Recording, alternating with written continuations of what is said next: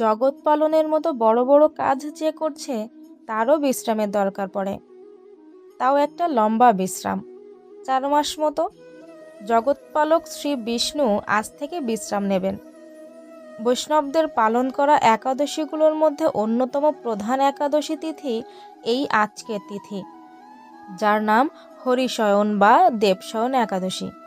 অনেকগুলো প্রচলিত কাহিনী আছে, যার মধ্যে রাজা মান্ধাতার কাহিনী বেশি জনপ্রিয়। রাজা মান্ধাতা ছিলেন প্রজাপরায়ণ। একসময় তার রাজ্যে টানা 3 বছরের খরা দেখা দেয়, যার কারণে প্রজারা না খেয়ে মৃত্যুবরণ করতে থাকেন। প্রজাবৎসল রাজা তখন বিচলিত হলেন। রাজগৃহে থাকা ঋষিরা বললেন, নার অর্থাৎ জল, তাতে অয়ন অর্থাৎ বসবাসকারী যিনি, তিনিই পারেন সৃষ্টির দ্বারা এই খরা থেকে তাদের রক্ষা করতে। নার আর অয়ন যোগ করলে নারায়ণ। দারুণ না? সে কথা শুনে রাজা বেরিয়ে পড়লেন বনে। দেখা পান ব্রহ্মার মানসপুত্র ঋষি অঙ্গিরা। সব শুনে অঙ্গিরা বলেন তার রাজ্যে এক শূদ্র তপস্যা করছে। তখন সত্যযুগে শূদ্রের তপস্যা নিষিদ্ধ থাকায় এ পাপ বলে গণ্য হয়। তাকে যদি হত্যা করা হয় তবেই এই বিপর্যয় কাটবে। বড়ই অদ্ভুত। সাধনা করার অধিকার সকলের থাকা দরকার, কিন্তু এখানে এই ধরনের প্রথা দেখে আমার ব্যক্তিগতভাবে ভালো লাগে না। যাই হোক, গল্পকে গল্পের মতোই ভাবছি।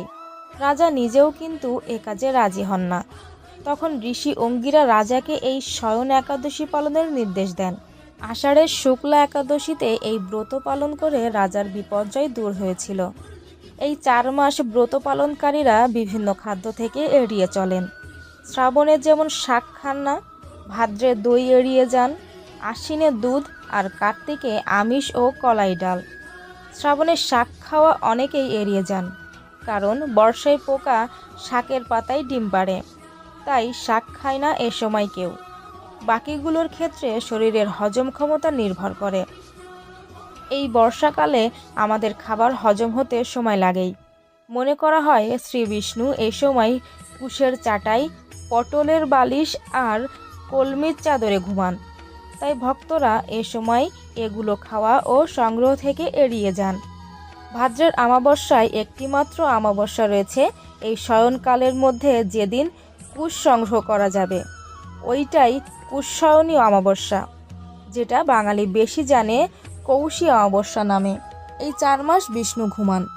এই 4 মাস বিষ্ণু ঘুমালে শ্রাবণে বাবা, ভাদ্রে শ্রীকৃষ্ণ, গণপতি ও মা স্বয়ং পর্যায়ক্রমে ব্রহ্মাণ্ডে পালন করেন। তারপর বিষ্ণু আবার উঠে পড়বেন দেবোত্থান একাদশীতে, যা জগদ্ধাত্রী পুজোর একাদশী। একদম সকলের যেন ডিউটি শিফট করা আছে।